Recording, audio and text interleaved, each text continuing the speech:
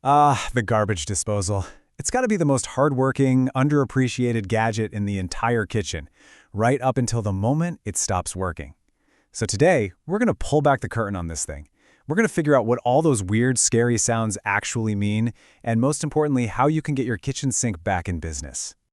Oh, you know exactly what I'm talking about. You go to flip the switch, ready for that satisfying grinding noise, and instead you get a loud, angry hum. Or maybe just dead silence. Even worse, the sink starts filling up with murky water.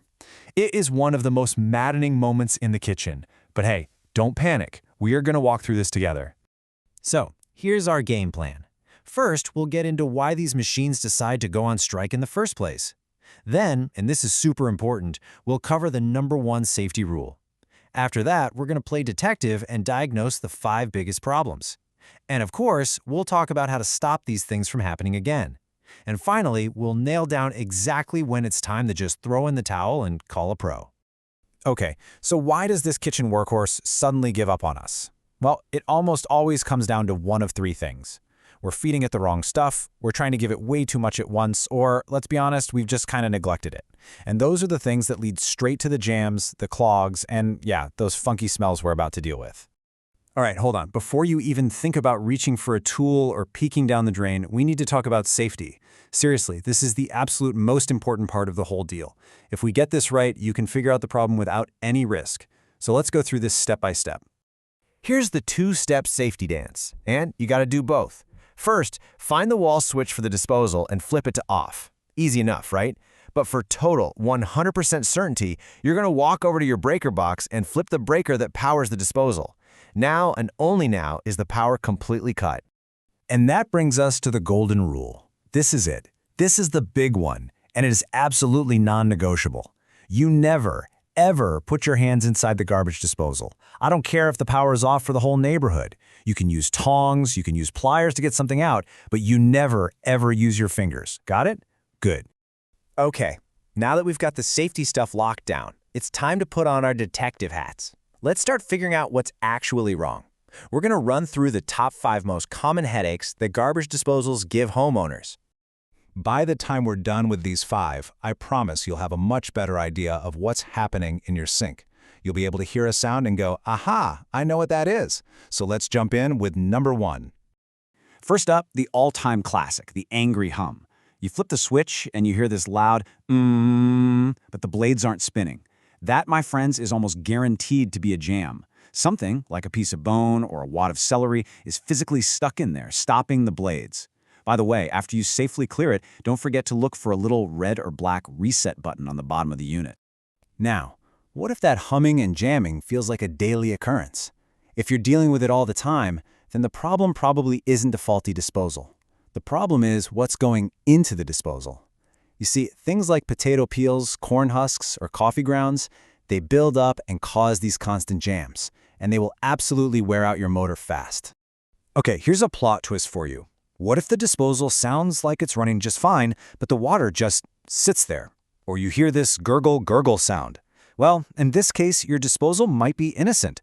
The real culprit is often a clog past the disposal, down in that U-shaped pipe called the P-trap, where grease and gunk have decided to build a dam. Oh, and then there's the smell. You know what I'm talking about. That sour, rotten odor that just won't go away. If that's your problem, it's not because a part is broken. It's just a sign that tiny food particles have gotten trapped somewhere in there and, well, they're decaying. Your disposal isn't broken, it's just dirty. It's crying out for a good cleaning. And finally, what if the disposal is running but it just sounds tired, you know? It's rattling or it seems really weak and it's leaving big chunks of food behind? This could mean its grinding parts are just worn out from years of service. Think of it like a blade that's gone dull. It's often just a sign that the unit is getting old.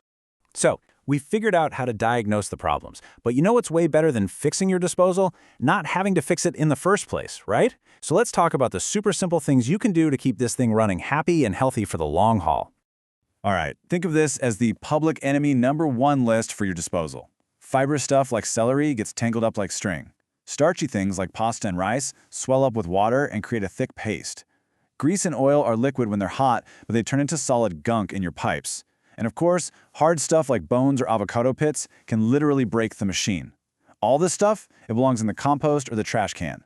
And here are the simple habits of highly effective disposal owners. Number 1, always run cold water when you're using it.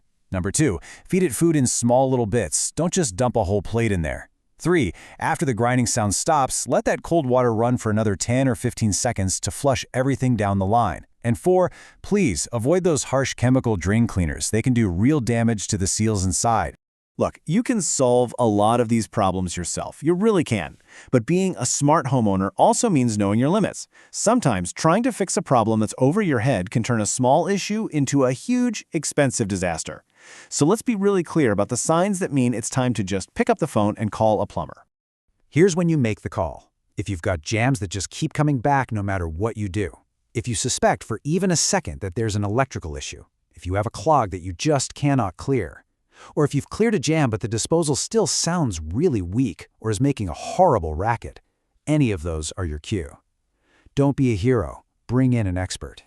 And that really brings us to the big picture here. Your garbage disposal, it's just one part of this whole complex system that is your kitchen. When you learn how to take care of it, you're not just preventing a clog. You're making sure your entire kitchen, the heart of your home, is running just a little bit more smoothly. So think about it. What's one small change you can make today to keep everything flowing?